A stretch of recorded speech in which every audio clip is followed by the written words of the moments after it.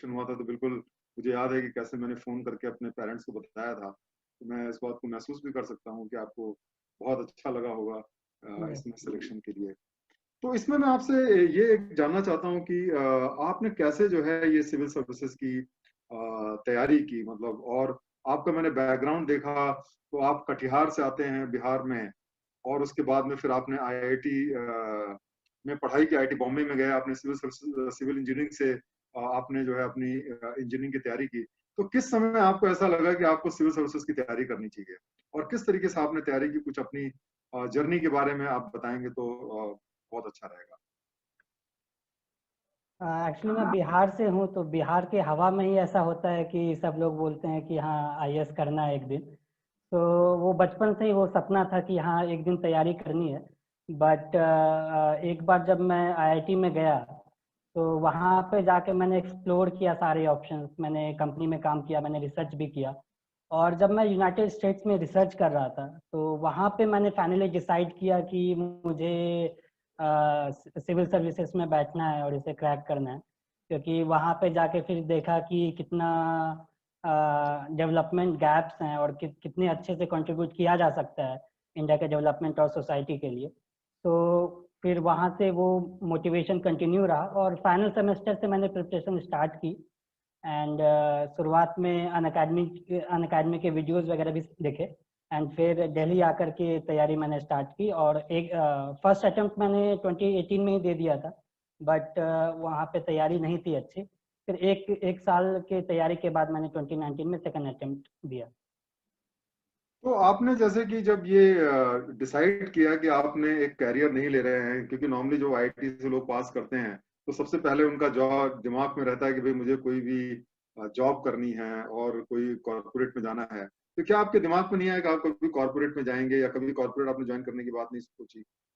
Definitely sir, आया था दिमाग में। एंड मैंने सेकेंड ईयर में इंटर्नशिप भी इसलिए कंपनी में किया था कि मैं इस जान पाऊँ कि कॉर्पोरेट वर्ल्ड में कैसा काम होता है। हम्म। बट फिर मैं सोचा कि 2 साल मैं नौकरी करूंगा फिर करूंगा। इसमें हम्म। मेरे भैया और मेरे पापा ने समझाया कि एक्चुअली अगर करना ही है तो स्टार्ट से ही करो, जल्दी ही करो।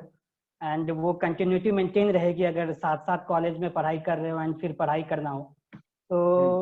हम्म। बाकी सारे सिचुएशन को देखते हुए मैंने सोचा कि अगर करना है तो यही करना है, क्योंकि बाद में ऐसा रिग्रेट ना फील हो कि शायद कर सकते थे। हम्म। इसलिए कॉलेज के जस्ट खत्म होते ही मैंने स्टार्ट की थी। हाँ, खैर ये तो आपने बहुत अच्छा किया, क्योंकि मैंने देखा कि कई सारे ऐसे लोग होते हैं जो बहुत बार कॉर्पोरेट ज्वाइन करते हैं और कुछ सालों तक वहां पे काम करने के बाद में ये महसूस करते हैं कि नहीं, उनको सिविल सर्विसेज की तैयारी करनी चाहिए। और इस प्रोसेस में कई बार बहुत सारा समय भी उनका उसमें लग जाता है। तो मेरे ख्याल से ये आपके फायदे में रहा, क्योंकि आपने बहुत जल्दी ही आपने इसके लिए तैयारी शुरू कर दिया, और मेरे ख्याल से आपको रिजल्ट भी काफी जल्दी आ गया, देखा जाए तो काफी जल्दी आपको इसमें रिजल्ट आ गया।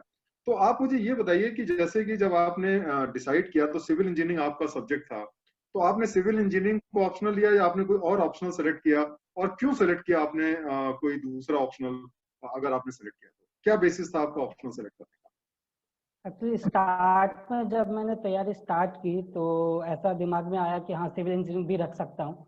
तो मैंने काफ़ी सारे प्रीवियस अपने मेरे कॉलेज से टॉपर्स लोग थे तो उनसे बात की, सीनियर से बात की। और सारे ऑप्शनल को मैंने देखा कि क्या मतलब मेरे लिए अच्छा रहेगा। तो ऐसा सुना था कि हाँ थोड़ा इंजीनियरिंग ऑप्शनल थोड़ा टफ होता है।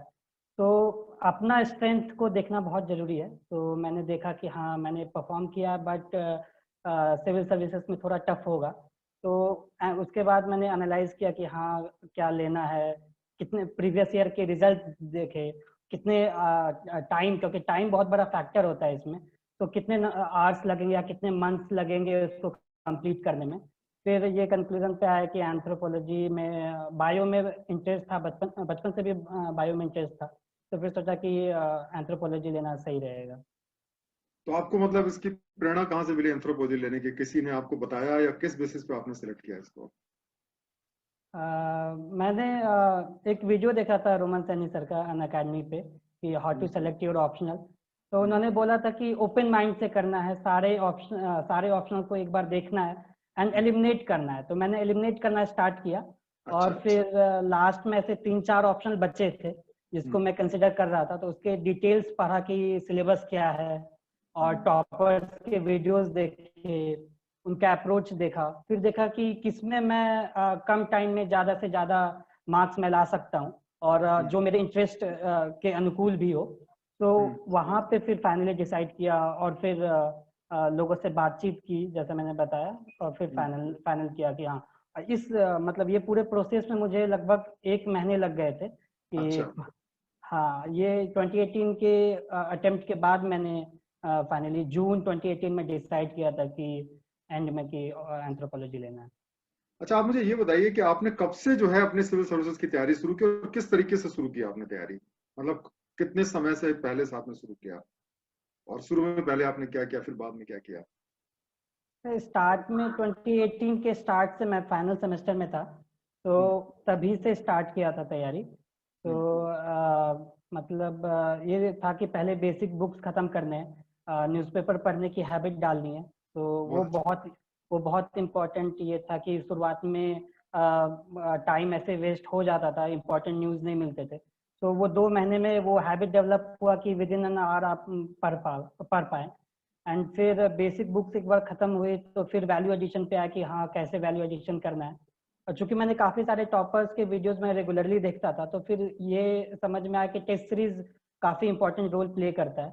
तो आंसर राइटिंग भी, तो शुरुआत से ही मैंने आंसर राइटिंग करना स्टार्ट कर दिया था, मतलब 2 महीने के प्रिपरेशन के बाद से ही।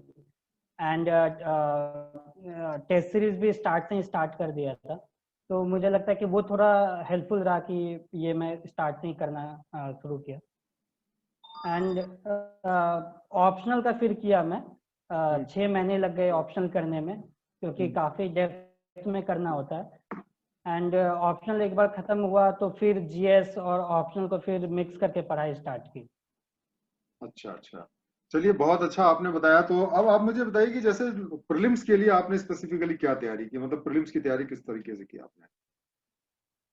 तो स्टार्ट में मैंने कॉमन तैयारी रखा और ये माइंड में रहता था कि मेंस इम्पॉर्टेंट है, तो उस वजह से फोकस मेंस पे रहा। बट प्री के लिए मैंने फरवरी 2019 से मिड फरवरी 2019 से डेडिकेटली प्री के लिए तैयारी किया। तो वहाँ पे फोकस हुआ कि फर्स्ट मैं सारे रिवीजन स्ट्रैटेजी बनाया कि 3 फेज में रिवीजन करना है। एंड फिर बेसिक बुक्स के रिवीजन किया। फिर जो मुझे लगता है कि जो मुझे अलग किया प्री में, क्योंकि मेरी तैयारी उतनी अच्छी नहीं थी स्टार्ट में, तो मैंने ये किया कि मैंने एक शेड्यूल बना लिया टेस्ट देने का। एंड फिर उसके अकॉर्डिंग अगर तैयारी हो या ना हो, उसके अकॉर्डिंग मैं टेस्ट देते गया और फिर अकॉर्डिंगली उसे रिवाइज भी करता था जहाँ पे मैं परफॉर्म अच्छे से नहीं करता था।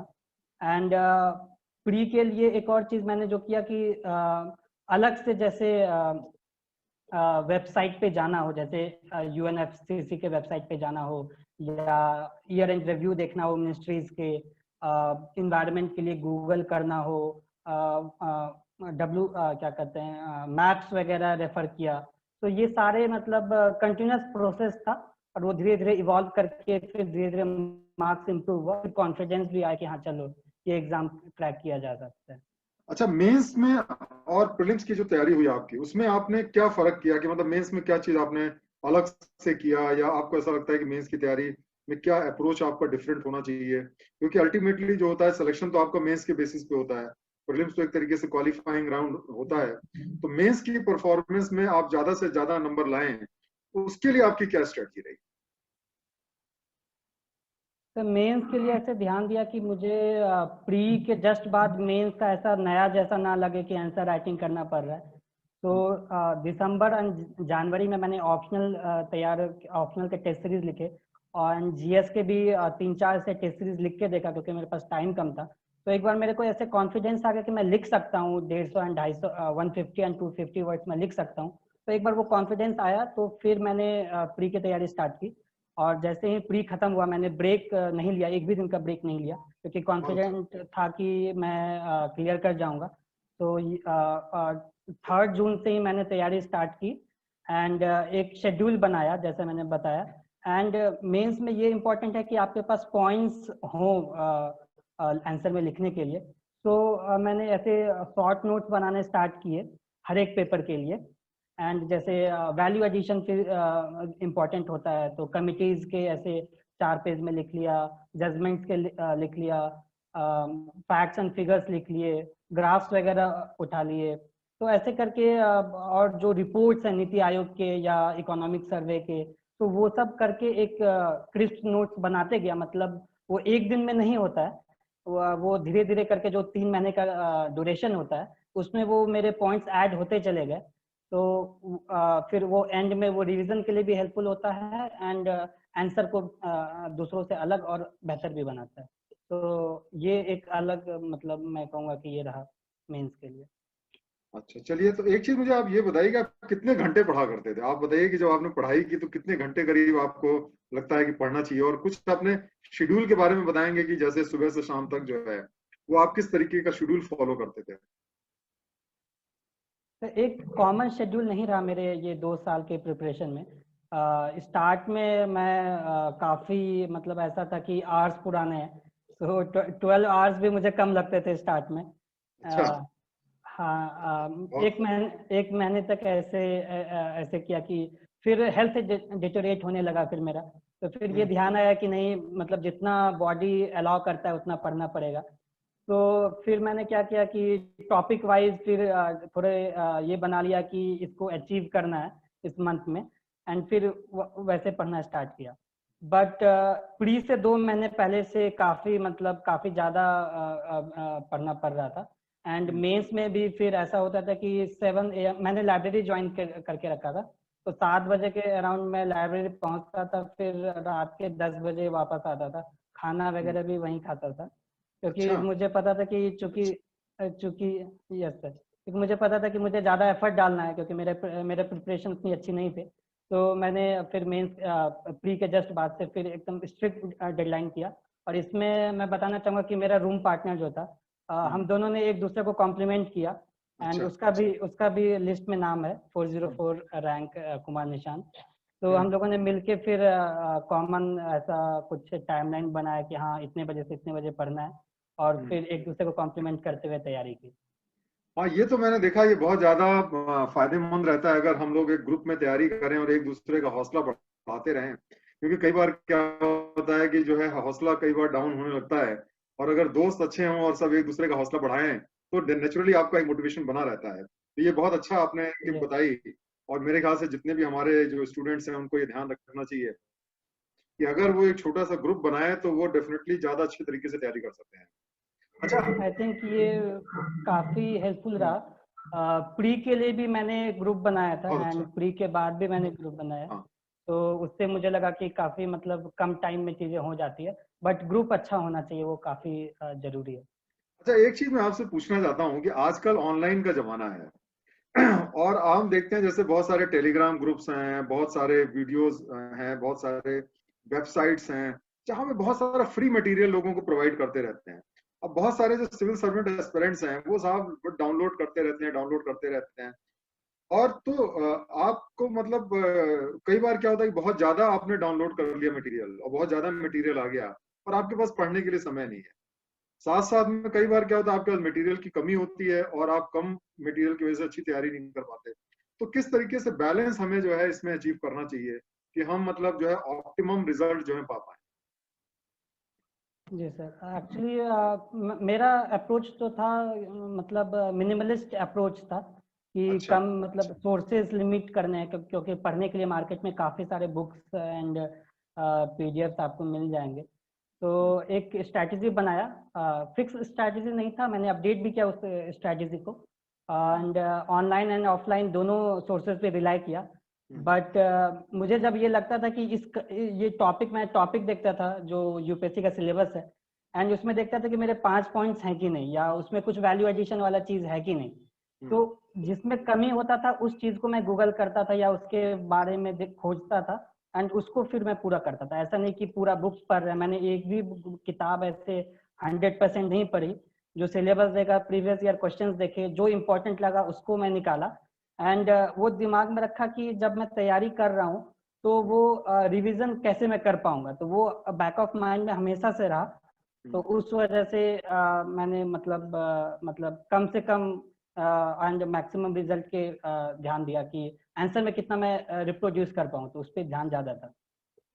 हाँ, मतलब कहने का मतलब ये है कि हमें हर चीज जो है वो बराबर बराबर वेटेज नहीं देनी चाहिए, कोशिश ये नहीं करनी चाहिए कि quantity is equal to quality, ऐसा नहीं है। क्वालिटी पे फोकस ज्यादा होना चाहिए और क्वांटिटी हमें यस बैलेंस यस। करके रखनी चाहिए, क्योंकि ज्यादा कई बार बहुत सारे सिविल सर्विसेज के जो एस्पिरेंट्स होते हैं वो इतना ज्यादा पढ़ने की कोशिश करते हैं कि उसके चक्कर में फिर क्या होता है, वो पूरा ही नहीं कर पाते सिलेबस।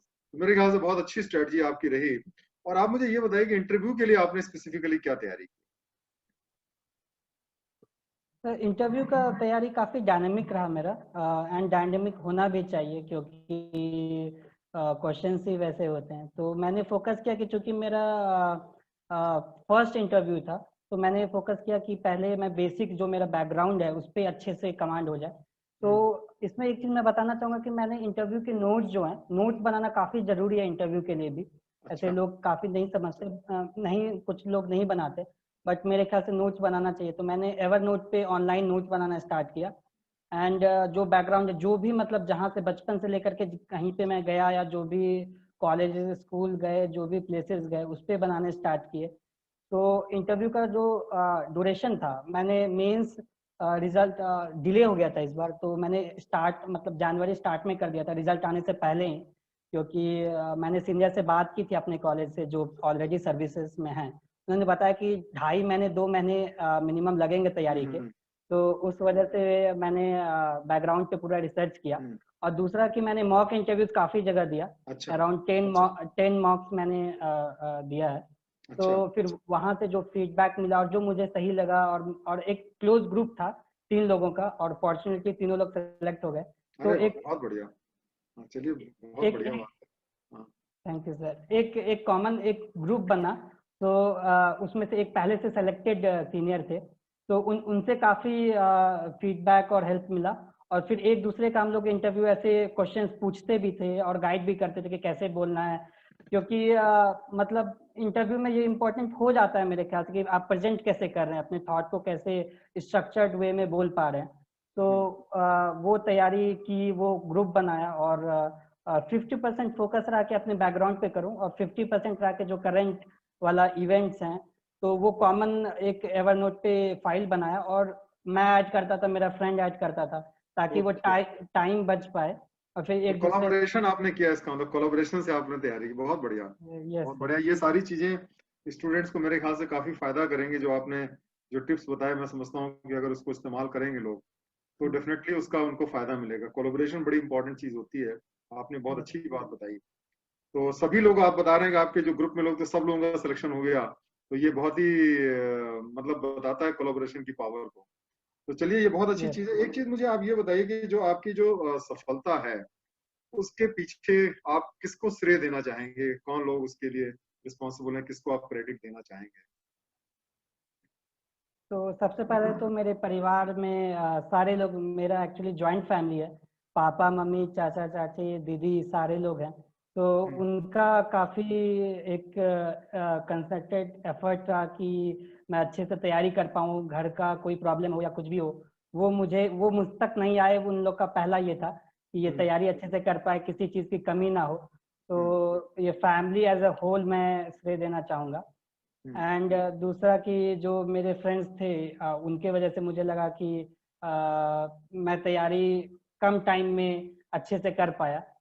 एंड तो आप कुछ फ्रेंड्स के नाम बताना चाहेंगे जिन लोगों ने मिल करके आपको, जिसका आपको लगता है कि उनको भी क्रेडिट मिलना चाहिए, कुछ फ्रेंड्स जो हैं?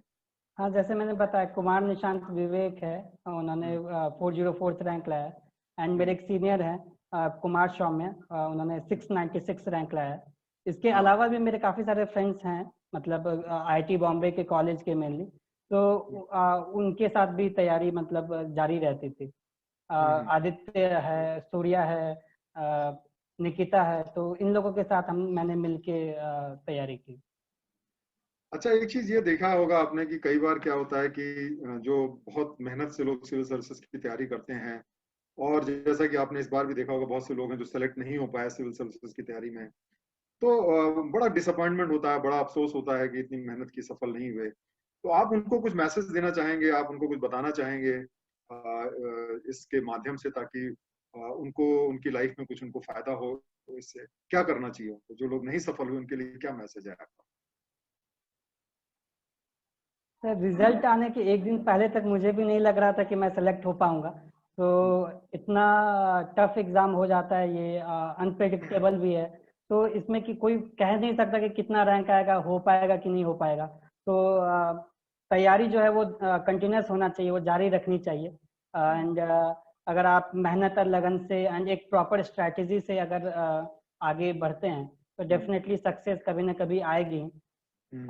इसलिए मतलब हताश नहीं होना है। कॉन्फिडेंस काफी इम्पोर्टेंट रोल प्ले करता है मुझे लगता है। एंड ये वर्क किया मेरे लिए। तो सबको अपनी मेहनत से, अपने कॉन्फिडेंस से तैयारी करते रहना चाहिए। एंड टॉपर्स में भी मैंने देखा कि कैसे लोग 3 अटेम्प्ट 4 अटेम्प्ट के बाद फाइनल सिलेक्शन होता है। तो इस वजह से मतलब सबको तैयारी जारी रखनी चाहिए।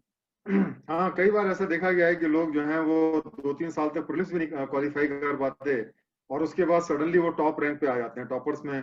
ऐसे भी आपको बहुत सारे लोग मिलेंगे जो कि कई बार प्रीलिम्स भी को नहीं क्वालिफाई कर पाते, या कुछ लोग ऐसे हैं जो इंटरव्यू में नहीं अच्छा कर पाते लेकिन उसके बाद में सेलेक्ट होते हैं। तो बहुत अपने अच्छा मैसेज दिया कि सभी को जो है हिम्मत नहीं हारनी चाहिए और लगातार कोशिश करनी चाहिए, क्योंकि इसमें जो है थोड़ा सा सिस्टमेटिक तरीके से। तो आपको ऐसा लगता है क्या, किस तरीके से वो मतलब किस तरीके से वो तैयारी करें कि उनके जो चांसेस हैं सिलेक्शन के वो थोड़ा इम्प्रूव हो जाए? आपको कुछ आप टिप देना चाहेंगे उनको? इसमें एक चीज मैं ऐड करना चाहूंगा। जब मैं तैयारी कर रहा था, मतलब तैयारी के फेज में, ये मैं रियलाइज किया कि जो तैयारी वाला फेज है वो एक्चुअली आपको प्रिपेयर करता है सिविल सर्विसेज के लिए। वो संघर्ष का जो फेज है वो काफी इंपॉर्टेंट है, क्योंकि आपका कैरेक्टर डेवलपमेंट होता है, आप चीजों को जानते हैं। तो ये मेरे दिमाग में था कि सिलेक्शन होना है एक दिन। ये मेरा ट्रेनिंग चल रहा है, ये 2 साल मेरी ट्रेनिंग है। और अच्छा। इसके बाद जो आएगा वो होगा, एक दिन ऐसा होगा। मतलब मेरे दिमाग में था कि फाइनल तो लिस्ट में तो आना ही है एक ना एक दिन। तो हाँ, ये चीज दिमाग में था। एंड सर आपका क्वेश्चन क्या था?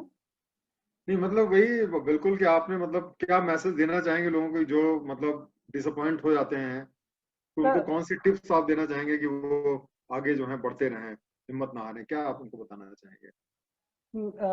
खुद की स्ट्रैटेजी बनाना काफी इम्पोर्टेंट है। कि आप अपने स्ट्रेंथ एंड वीकनेस के अकॉर्डिंग, स्टार्ट में ये समझ में नहीं आता, बट विथ टाइम वो समझ में आता है कि आपका स्ट्रेंथ एंड वीकनेसेस क्या है। तो उसके अकॉर्डिंग एक फिक्स एक स्ट्रैटेजी हो एंड उस पे एकदम स्टिक करना है। एंड फिर जो जो भी इनपुट आए तो उस पे मतलब खुद के दिमाग लगा करके कि हाँ मेरे लिए ये हेल्पफुल होगा कि नहीं, उस पर फिर वर्क करना है। प्रिपरेशन चूंकि काफी लंबा होता है, तो इसमें ये ध्यान देना होता है कि हम पाठ से भटक तो नहीं गए। तो मतलब कुछ महीने बाद या एक हफ्ते बाद स्टॉक लेना जरूरी होता है कि आपने क्या नया चीज पढ़ा, क्या एडिशन किया अपने तैयारी में। तो वो मैं करता था कि मैंने एक शेड्यूल बनाया, मैंने ये लिखा कि ये टॉपिक्स करने हैं, और नहीं हो पाता था तो मैं फिर से बनाता था, फिर से ट्राई करता था कि हाँ चलो इस बार करना है। तो वो जो एक जिद था, वो जिद जरूरी है। कि ऐसा नहीं होना चाहिए कि आपका 1 महीना बीत जाए और आपको आइडिया भी ना लगे। तो कभी कभी ऐसा होता है एस्पिरेंट के साथ में, वो नहीं होना चाहिए। आप कंटिन्यूस प्रोसेस रखेंगे तो सक्सेस आपके जरूर आपको प्राप्त होगी।